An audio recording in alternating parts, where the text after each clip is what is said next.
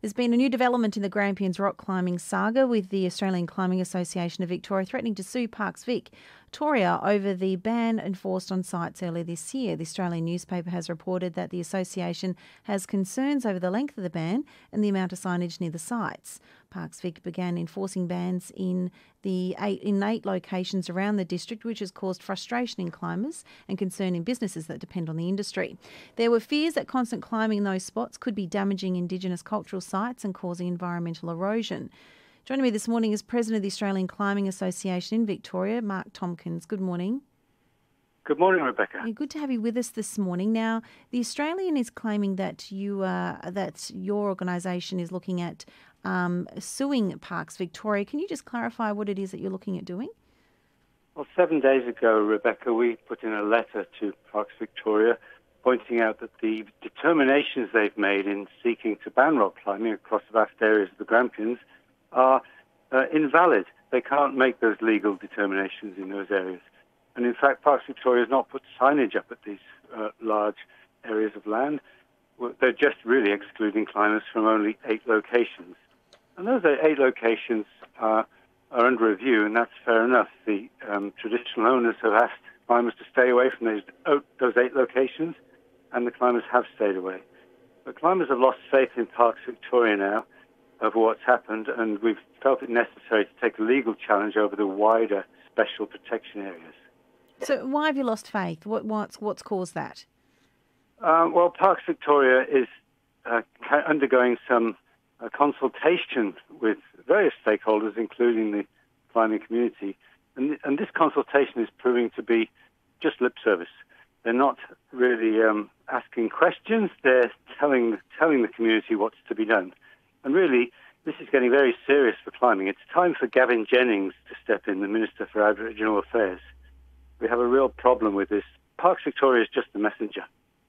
Lily D'Ambrosio, the Environment Minister, has been asleep at the wheel over this one. And I think Gavin Jennings really needs to take a good, hard look at this, because what's happened is Parks Victoria has mismanaged the situation in a way that's having some terrible consequences for the local community. I understand Parks Victoria have been in contact with your organisation, telling you and underlining their legal situation at the moment and the legal reasons for their decision. So do you find that do you not accept that? No, we don't accept that. They've classed climbing as a sport, and climbing is not a sport; it's a recreation. A sport has rules and competitions and people egging each other on. Climbing isn't like that. It's much more akin to bushwalking. And in fact, the impacts of climbing are very much less than other groups, including tourists and bushwalkers. So they can't really ban climbing in this way using the law.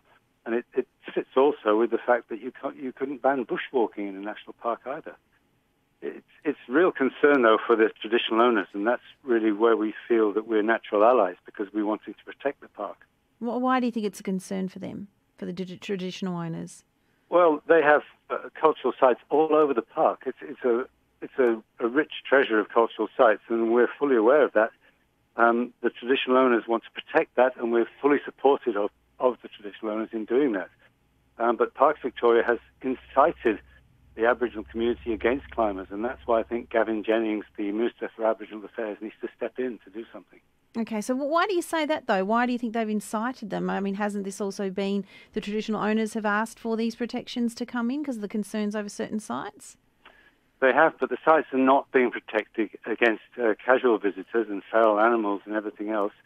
Parks Victoria has just done some lazy management techniques. They put a single sign up covering thousands of hectares saying you can't go climbing here. There's been a lot of publicity, though. There's been a lot of publicity about the sites of where you can't go. There has, but the damage that has been claimed by Parks Victoria has all been laid at the feet of rock climbers, and that's been proven to be untrue. The damage that Parks Victoria claimed was actually damaged by the land managers. They've accused the climbing community of doing things that are simply untrue, and really climbers have been used as a scapegoat. But what's going to happen now is everything will come out in court. So Parks Victoria is very much at risk of being exposed, and also the rest of the people involved in this in the public service will be exposed, because in court all the documentation will come out. Okay, so what legal grounds do you feel that you have a right to sue them, and what are you suing them for? What's the end result of this?